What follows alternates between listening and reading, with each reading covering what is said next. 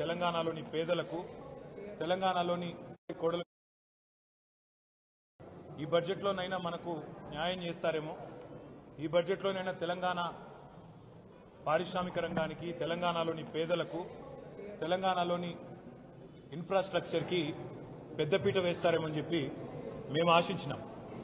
కానీ దురదృష్టం ఇవాళ 48,21,000 కోట్లతో బడ్జెట్ పెట్టినప్పటికీ అందులో పెద్ద ఎత్తున కొన్ని రాష్ట్రాలకు పెద్దపీట వేసినప్పటికీ తెలంగాణ ప్రస్తావన మాత్రం లేకపోవడం అనేది నిజంగా కూడా బాధాకరం, శోచనీయం.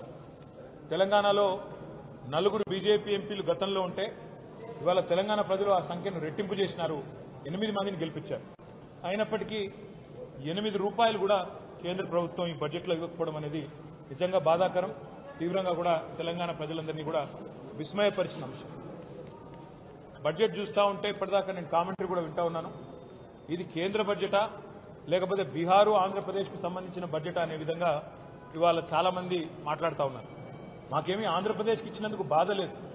సాటి తెలుగు రాష్ట్రం, తప్పకుండా వారు బాగుండాలి, మంచిగా ఉండాలని కోరుకుంటోళ్ళం తప్ప వారికి నష్టం జరిగితే మేము కూడా బాధపడతాం.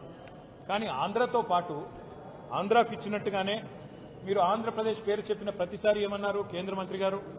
ఆంధ్రప్రదేశ్ పునర్విభజన చట్టం అని మాట్లాడింది. కానీ ఆంధ్రప్రదేశ్ పునర్విభజన అంటేనే 2 రాష్ట్రాలకు సంబంధించిన ప్రయోజనాలు ఆ చట్టంలో ఉన్నాయి. కానీ మొత్తం స్పీచ్ కాపీలో ఎక్కడ కూడా కనీసం తెలంగాణ అన్న పదం కూడా మంత్రి గారు మాట్లాడకపోవడం బాధాకరం.